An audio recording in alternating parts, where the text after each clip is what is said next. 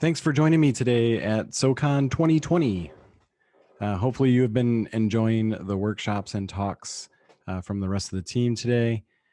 During the next 20 or so minutes, we're going to talk through some of the things that I had found out when digging a little bit deeper into PsExec and how it can be used for lateral movement. My name is Brandon Scullion. You can find me on Twitter at Inceptor. I'm a senior detection consultant at SpecterOps. You may have gone through some training with me as the defender for our Red Team operations course or with our detection course. Formerly, I worked for a Fortune 500 insurance company wearing many different hats within the security department, from security architecture to security engineering and access management. But I spent most of my time with our internal threat hunt team. When I started, we were still pretty new, but I had assisted in standing up an internal SOC with that team, and along with working out some of the procedures and the interdepartment communication procedures. I wore a couple different hats on that team as well, from threat analyst to detection engineering, and my favorite was adversarial simulation to validate detections. Some of my loves, my wife and family. I have 4 kids, and we recently took on some miniature homesteading. We just got 6 chickens to add to that, plus our dog this year, but we've been really enjoying having fresh eggs every day, and that's been a lot of fun seeing the kids learn to take care of the animals and some of the chores around what it's like to take care of chickens. Some of my other loves, I like to automate and script. I also like building things, woodworking especially. Recently built a kitchen table as well as a patio table to somewhat match farmhouse style. And who doesn't love new gadgets? So if you ever want to chat about any of those things, feel free to hit me up.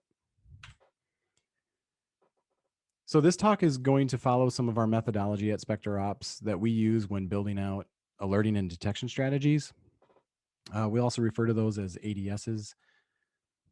But having some form of documented detection strategy will help create a tangible document of the work and the effort you have put into building these detections. Another thing that the ADS does too is it contributes to sharing your research with the team or with other functions within the department. And it also can be used as a form of an alerting playbook. And so you can actually use that as part of your detection strategy to hand down to the SOC or to whoever's responding to the alerts that you have just built. And they can gain a better understanding of the research that you've done and the reason why they're responding to these alerts. If you haven't seen an ADS before, the link on the bottom of the slide is a good reference. Feel free to check out the blog post from Palantir, who formulated this framework, and definitely get some ideas on how you can help your detection engineering process and provide an alerting playbook. For the scenario that we're going to walk through today, though, we're going to mostly focus on the understanding the underlying technology of PsExec lateral movement. We will touch on some defender blind spots and what our strategy would look like for detection, and then also some prevention considerations. If we can provide some mitigation of risk, it's always a good avenue to go down. I really enjoy the hands-on testing aspect when learning about underlying technology, but before we get testing in our labs, we want to formulate some goals around this, and we write them down to help guide our research. These can typically be in the form of questions or ideas, but we want to stay on track with our objective as much as possible. So simply put here, we really just want to know what PsExec is really doing behind the scenes. What are the available data sources to us that we could use for a potential detection? And what I really want to know is, is there any behavior within this technique that the adversary is unable to change? So here we can see that PsExec lateral movement is still very much a real threat in our environments today. I just came across this November 4th on Twitter. And here what it's showing is that PsExec svc.exe is the PsExec service that is launched on the server-side host, which we'll get into later. But here, this service has launched a interactive command shell. And from that interactive command shell, it had attempted to run proc dump in order to dump credentials from LSASS. Using Mitre Attack is a good place to start when trying to find a path forward for your next detection. Here, I went to Mitre Attack and I just used their search field to search for PsExec, and it yielded these top 3 categories. So let's take a closer look at each one of these and find out what we'll need in order to begin testing. There are a few things I like to key on when I'm starting my research for any particular technique or procedure. I take a look at system requirements, the permissions required, and the data sources. These are the things that help me prepare my lab environment and ensure that I'll have the visibility and the permissions I need for a good validation test. Here with Remote Services SMB Windows Admin Shares, you can see that SMB is required to be enabled and that host and network firewalls are not blocking SMB ports. The permissions required are administrator or user. The user context, I'm guessing, is based on user privilege or access to certain directories or folder shares. And then here under data sources, we see authentication logs, process command line parameters. So here with system services, service execution, we start to see some overlapping data sources, which is good to see. We notice that there's process monitoring here as well and process command line parameters. Also noticing permissions required is administrator or system. With signed binary proxy execution, we see some additional data sources. This is good to know so that we can enable as much as possible in our lab. So specifically talking about API monitoring and DLL monitoring here, this could be noisy, but will be great for additional context in our research. Depending on our available lab environments, we want to enable as much logging as we can for this test. For this particular scenario, I collected events from Procmon. I deployed the sysmon agent using the sysmon configuration file with very few exclusions. I also did a PCAP capture file to verify additional network connections with the sysmon network connection event ID. The localized data stored from Windows and sysmon was then shipped using WinLogBeat to a local instance of Helk, which is an open source hunting elk stack or elastic stack. So for the testing, the scenario I used was PsExec being initiated to remote connect to a remote system, running as system and launching an interactive command shell on the remote host. So here's a graphical image I came up with for the test scenario that I did in the lab environment in order to learn more about how PsExec is working. This particular data set was collected by the technique using PsExec on a client system, initiating a remote connection, running as system, with the goal to launch an interactive command shell on the remote host. This was my best effort in kind of documenting that workflow to visualize the timeline of events between the two hosts. And so we're going to walk through these events in the next few slides. So let's take a look at client side or computer A from that graphic, and let's walk through what the flowchart would look like from each event. So PsExec requires some form of parent process before it can be executed. This is typically seen via command shell, but if the adversary was injected into a different process, you may see something else as the parent process. The bottom of these slides, though, keep an eye on these. These will track a few of the event IDs from different data sources that I was able to identify along the way. So here, process creation occurs from PsExec.exe. This could be any name here, though, so keep that in mind as we keep going. So here I document an interesting event that sysmon was able to capture using image load events. This event occurred specific for PsExec and is most likely attacker controlled, but we identify here that PsExec.exe loads itself, PsExec.exe, into memory. This seems to be required for PsExec to be able to execute a remote process. Also, if a user has not previously used PsExec, they're prompted for the end user license agreement or the EULA, and a registry key is created to track this acceptance. This is attacker controlled, but very interesting event to monitor for sysinternals activity. You may have run into this when testing sysinternals or running sysinternals, but this will happen with any sysinternals binary, and they all create a registry key to track that user acceptance. Next, we finally get LSAS access, which is required for a few different things. We saw in our Mitre Attack pages that elevated access was required for this technique. So the process here is checking for that permission. PsExec can be used for local elevation as well. So LSAS could also be interacted with here, even if a user was just trying to elevate as system on the local host and not just related to a remote connection. Once authorized, we see a DNS query from the binary, checking to make sure the remote host is in fact the remote host. Then we see network connection attempt. Here, PsExec connects to the remote host over port 135. A little Googling reveals that this port is specific to RPC. We have also seen port 445 for SMB and similar techniques. I'm not sure if that will be prevalent for this scenario, but we'll keep that in mind. Now we see the connection to a network share on the remote host. Here, it's dropping a binary in the admin share in preparation to create the service for RPC communication. Another interesting event here shown in Procmon was that the service binary was created locally first before copying it over to the remote host.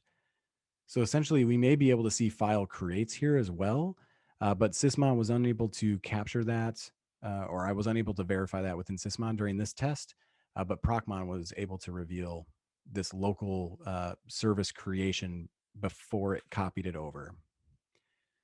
This one is probably not usable in a broad detection here, but we do see prefetch files created. A little digging about prefetch files, and we learn that prefetch files are used by the application and they contain information about the application itself. So we have walked through some of the interesting findings on the client side host when PsExec is executed. Let's take a look at the server side host. From earlier, we identified that the service binary was copied over to the server side host to the admin share over port 135. We can confirm that with the file create events looking at the admin share on the server side host. So these events may show up as a path with admin $, or potentially even the fully resolved path, which in this case was C Windows and then PsExec service.exe was created there. Once the service binary is created, we see a registry creation event. This appears to be created prior to the service creation itself, but it's possible that it happens as services.exe is creating the PsExec service and was logged a fraction of some time before service events actually were generated. This is interesting though, because we may be able to monitor for service creation using securable objects and system access control lists when we enable them. So now we see the process create event where services.exe is started and it creates the PsExec service. We can see this with sysmon process create events, or we could use Windows Event ID 4697 for services installed. Here we see that services.exe does access the newly created service here. This is probably a rabbit hole to go down to continue identifying what services.exe is doing here. It could be just checking to make sure that the service was created properly and it is running, but I'm not really sure. And so I take a note here for future research where we could maybe do some binary triage to learn more about what services.exe is doing when it creates a new process. But we want to continue our focus with the main goal of identifying what PsExec is doing and the data sources we can use. Then we have another interesting self-image load tracked by Sysmon ID 7. So here services is loading its own image binary again. So PsExec service.exe is loading PsExec service.exe. Okay, now we're getting somewhere. The remote host now has name pipes created. A little Googling about name pipes, and we find that they are used for inter-process communication, or IPC. This will be the way that the two processes will talk to each other between the client side and the server side host. Sysmon captures pipe events on event ID 17 and 18, but if you don't have that logging available, you can also identify name pipes by using a PowerShell remoting command. And you can just pull the named pipe files from any remote host across your environment. Some agents also might be able to identify named pipes using file creates. The PsExec service requires permissions to spawn additional commands and will access LSAS here. This would normally be needed, especially when elevation is required. Another interesting but attacker-controlled event was that PsExec creates pipe events to monitor for standard in, standard out, and standard error for the process. These pipe events wouldn't necessarily need to be added into the binary. So if an attacker was to compile them themselves, they wouldn't have to add these. So I don't think these will be good detection avenues, but it was just an interesting event for this particular behavior. We finally see a process create indicating the ultimate goal of the initial command run on the client side host. Remember when I had said that we were trying to do a remote connection to a host to launch an interactive command shell? So in this case, we see command exe that was launched on the server side host as an interactive shell. Remember though, in my test, I did an interactive shell, but this could also be single commands used for enumeration or additional C2 agents to be dropped and launched to establish access on another host. So you may see different results here, but in our test, it was still launching a new process. So after the majority of the commands have been executed, if it's an interactive shell, the user may have to terminate their interactive shell, and some cleanup procedures occur here. We do see that in the form of delete service and registry keys, and then we see a process termination event as well. So now we have walked through the interesting findings for our server-side host. Remember the unique events for both client-side and server-side. Let's take a look at the entire image again. So walking through the flowchart, we took note of a few process creation events. We identified that there was a unique network connection for RPC, and we identified that file creation is occurring in the admin share of the remote host. Pipe events here could also be unique enough if we're able to correlate them. However, named pipes, the actual names of the named pipes may vary and could be attacker controlled. So it could be a little bit more difficult to correlate if we do not have a globally unique identifier. Sometimes we refer to this as a primary key that helps us chain all of these events together. There are also some additional notes we take regarding image loads, reg keys, and process access that occurs here. But I think we have enough to keep going based on process creation events, the network connections, and the file creation of admin shares. So let's keep going. So I think we have answered most of our questions from our goals, but we have also identified some problems along the way. There are a lot of moving parts here that can be distracting to our main objectives. It's easy to get hung up on processes and service names, and name pipes are really interesting. The EULA behavior was also interesting, but probably just for PsExec or sysinternals in general being used in the attack. The admin $ share was used in our sample, but we have also seen IPC $ and C $ used in the wild as well. So once we have a good hold of the testing, we can do some more Googling, or we can phone some friends and see if we can find more answers or identify new questions. So a little Googling about the technique, and we can find that the Empire project included a port of Metasploit's PsExec functionality into PowerShell. This tool uses Windows API calls to open up Service Manager on the remote machine and then creates the service with a new binary path or command, and then it cleans everything up. This is very similar behavior to what we found in our testing. So let's look into this more. A little more Googling and asking some teammates, Luke, Jared, and Johnny, we get sent down the path of RPC and how services can be interacted with using Windows API calls. We want to document this background for understanding the underlying technology of our ADS and also highlight that both of these procedures still use port 135 and communicate using remote procedure calls. That's good news. What does Windows say about RPC and the Service Control Manager? Well, summarizing their documentation, we can understand that the SCM, the Service Control Manager, uses RPC over TCP on port 135. But there's some interesting caveats here. If the host supports RPC TCP and allows this traffic and it's enabled, the sc.exe can communicate or access the specified service and does not carry user credentials with the net use command.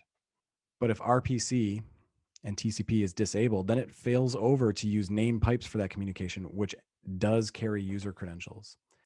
It's time to start taking all of our notes and experience from running the tests in our lab and push towards how we will detect this behavior. I think we have some opportunities here to detect file creations on a remote host where the client side and server side connection are over port 135, and pivot on some primary key to identify the process events that started this whole thing. We want to broaden our detection analytic, and we identified a few areas that can be considered blind spots if we use them in our correlation. PsExec is a Microsoft sysinternals utility. Adversaries can use it, but they can also write their own and bring it along with them.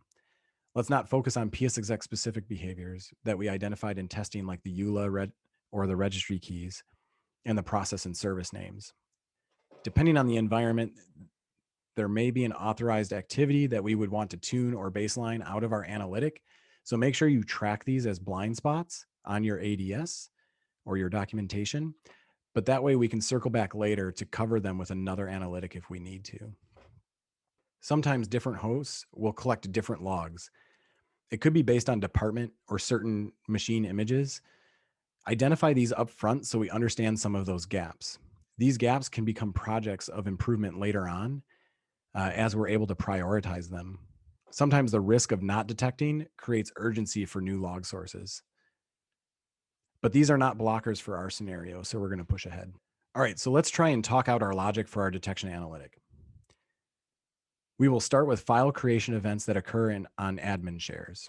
These results will include the service binary that gets dropped on the server side, and the events that generate will show client side and server side host names, and potentially the interesting process name that the file dropped from. If we don't have a primary key with an agent like sysmon, then we can create one by pulling the server side host from the folder path and join that with the process create events on the server side host. We can now correlate this with network events over port 135. Then we can pull client side process events to join with the server side events we gathered above. We only want to pull process events within a short time span of the server side file create event. This is because the process copies the service over relatively quick. And once it's executed from the client, the file create happens shortly after. So here we summarize our strategy and begin testing the detection logic. There are some other things that were identified throughout the research regarding opportunities for prevention. Let's take a look at that. I like to take a look at prevention considerations when I'm detection engineering.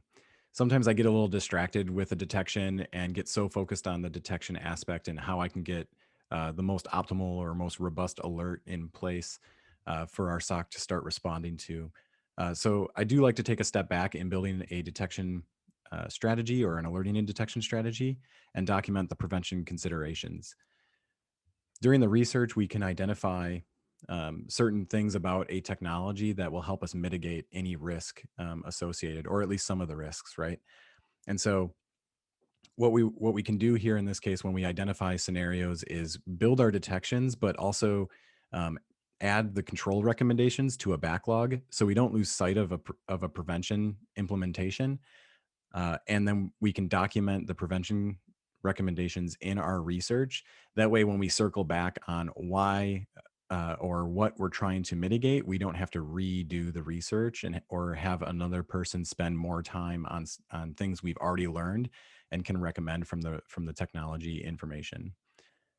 So while we were doing our research, we identified from Mitre and other sources like the RPC documentation and researchers that RPC is endpoint to endpoint and is not required for Windows to function. Really, this is a great prevention mechanism against PsExec or other similar lateral movement. If we can implement firewall controls or disable the functionality of the communication between workstations over port 135, we jump way ahead on this technique. We also noted that SMB was required for this to occur, and so port 445 is also not required for Windows to function between endpoints. So we could also implement that as part of our firewall controls. If system administration is a pushback for controls or prevention considerations, we can recommend to use WinRM here, WMI, or PS remoting for system administration. This provides a much more secure method for remote connections and doesn't pass user credentials over the environment. We can also audit our admin share policies. Do these shares really need to be enabled on all hosts? Who has access to these shares? Is it just the local admin? Is it a specified domain user? Is it an authorized domain user? Is it everyone? So these are some things that we ask when we go through and see who has access to these admin shares. We want to ensure that we are implementing least privilege across the environment for admin shares, especially on workstations. Okay, so we have filled out the rest of our strategy, and we have walked through defining our goals and exploring the underlying technology to developing strategy for detection, as well as some prevention recommendations. I really hope this has helped you get started on the next hunt, but more specifically, helped you see some of the importance of researching the underlying technology. I think there's a lot more research left on the table for PsExec as well. Like digging into Windows API and RPC will probably open up an opportunity for more detections and maybe a new log source identified in ETW. But that's maybe for another talk. I document here some resources and references that I used throughout this talk. I also provide some tools and projects that I used in my lab environment to help get started on your own lab environment to do these validation tests. I really appreciate you taking the time to listen to me talk. I really hope you got something out of this talk from the methodology that I followed when trying to research and investigate PsExec and the lateral movement behavior. Hopefully this helps you get started on your next hunt and what you can do to help understand the underlying technology that you are about to build detections for.